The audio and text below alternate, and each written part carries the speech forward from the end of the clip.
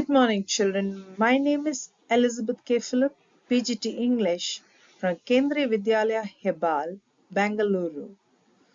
Today we're going to learn the lesson The Rat Trap, written by Selma Ottilia Louisa Lagerlof.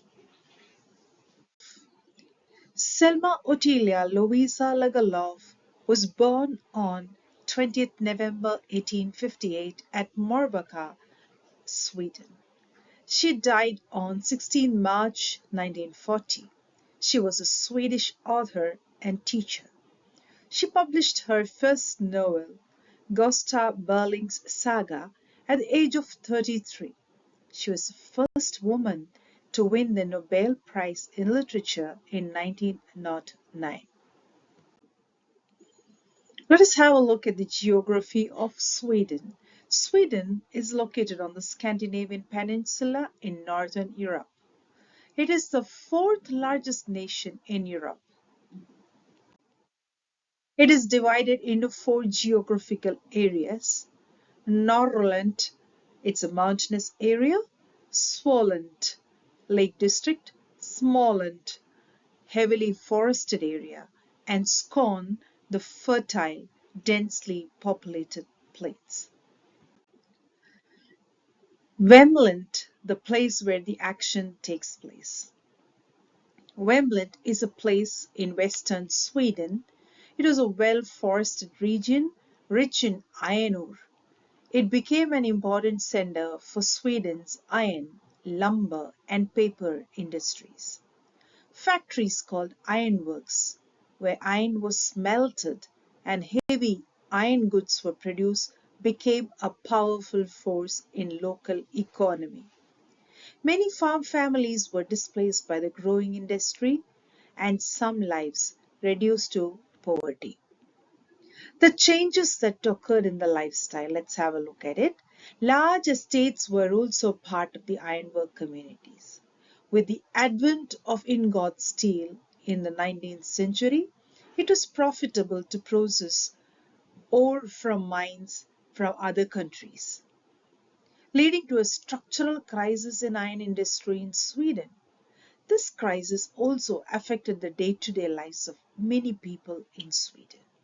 These sweeping changes are explicitly seen in the rat trap, which takes place in Vemland towards the end of the 19th century.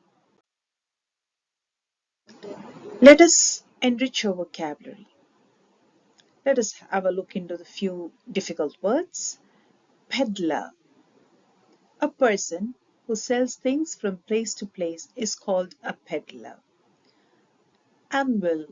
A heavy iron block with a flat top. Clatter, making continuous rattling sound. Shabby, in poor condition. Bellow, an instrument used to blow air. Bait, food placed on a hook. Intruder, a person who enters a place without permission. Wretch, an unfortunate or unhappy person. Let us now examine the themes that are present in this lesson. We can see that transformation through acts of kindness and empathy finally leads to redemption. There is a duality of human nature capable of both deceit and kind intentions seen in this lesson. Pursuit of material wealth and its impact on happiness is also seen here. If you take something wrongfully from others, you will usually get trapped in life by its consequences. The tale also says something about second chances, stating that everyone should get another chance in life. Here we also see a contrast between mistrust and deception and change of heart from deceitful intentions catalyzed by kindness. The universal truth that kindness and compassion can change even the worst person to a man of virtue is brought out through the story. Thus, kindness and compassion can change even the worst person to a man of virtues. All the world is a rat trap. The rat trap seller and his philosophical view of the world as a rat trap.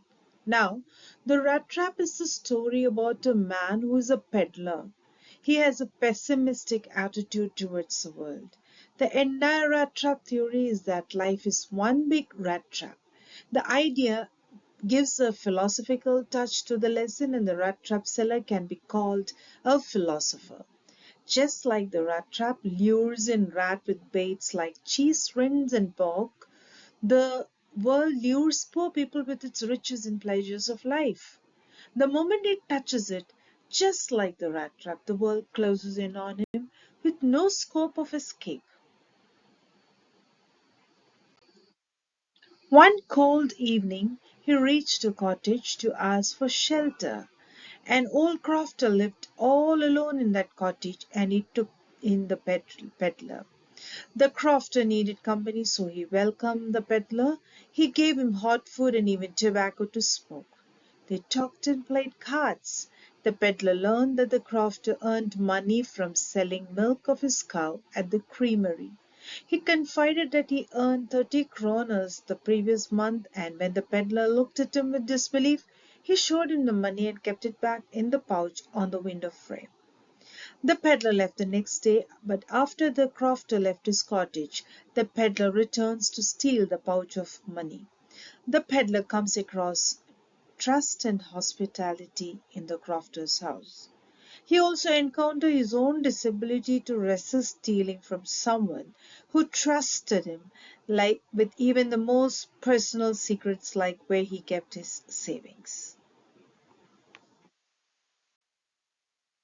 Now the peddler, feeling pleased with himself, starts walking down the road, but realizes it would be dangerous to walk through a public road, so he started walking through a forest. The encounter with guilt took him through an unfamiliar terrain as he left the public road to walk through the woods.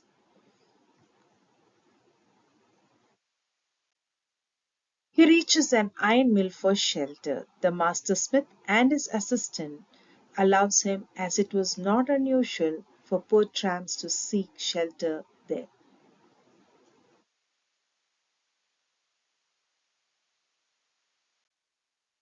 The ironsmith, the owner of the iron mill, comes on his nightly rounds and sees the stranger whom he mistakes for his old comrade Niels Olof, the captain.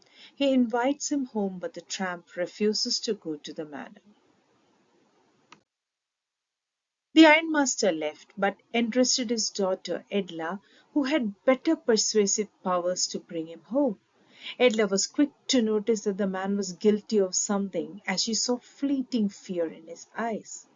She promised him that he can leave the manor the same way he came, at his own will. The rat trap seller could not resist the kindness any more, and followed Edla to the manor. Once the rat trap seller changed his clothes, bathed and groomed himself, and appeared before his host, the ironmaster realized that it was a mistaken identity and asked him to leave. Edla intervened for him and said that the peddler is a guest and cannot be shooed away. Ultimately, the ironmaster gave in, and after that, the day became the most peaceful day of his life. He slept through the day and got up to eat. He looked with surprise at Edla as she extended her welcome for next Christmas, too. Next day, the ironmaster and Edla went to church and learned that the peddler was a thief and had stolen 30 kronas from the old crofters. They head home in a hurry, thinking he must have stolen all the silver. However, to their surprise, the peddler did not steal a thing. He left a note for Edla, along with the tiny rat trap in which he had placed three 10 krona ringled bills. Thanked her for her kindness, which saved him from the rat trap he had caught in.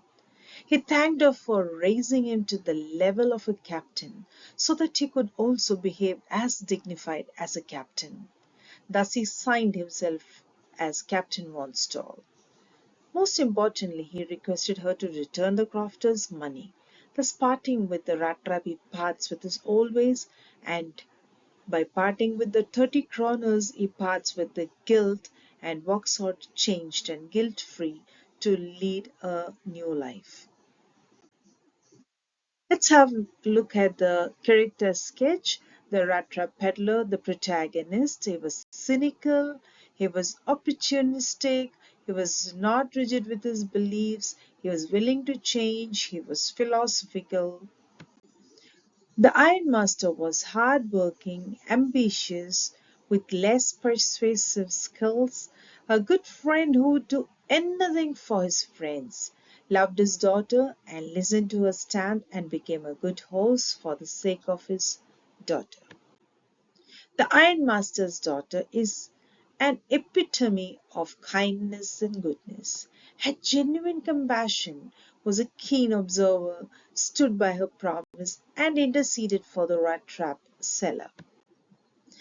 Let's look at the crofter. The crofter was an old and lonely man, generous in nature, kind and caring, and he possessed trust very easily. Let's look at the literary devices. The first literary device we look into is simile.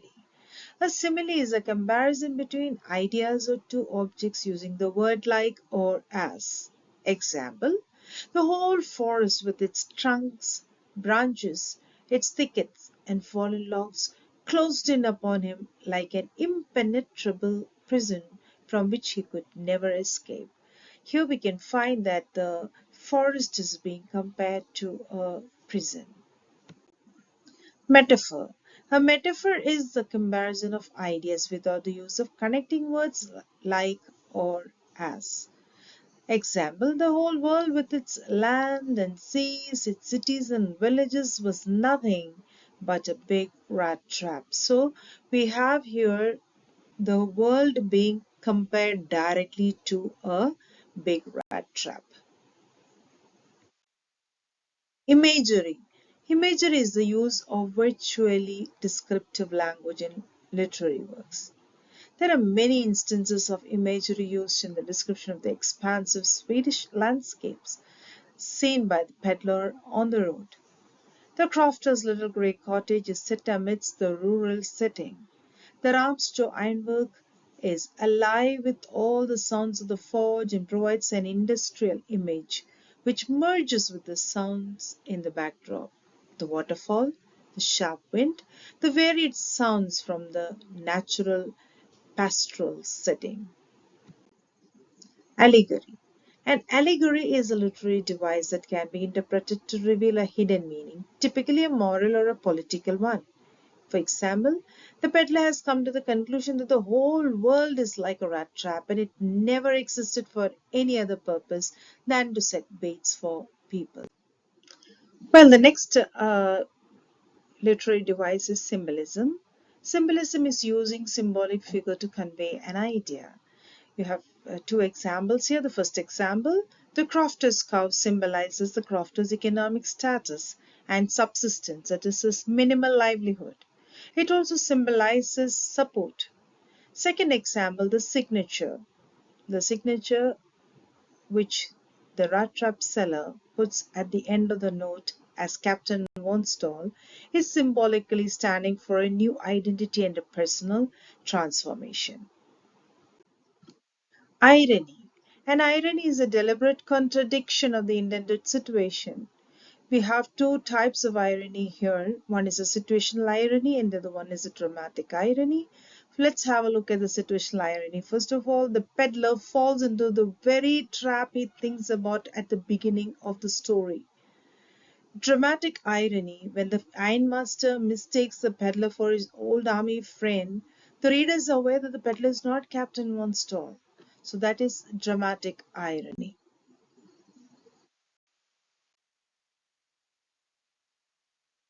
Thank you.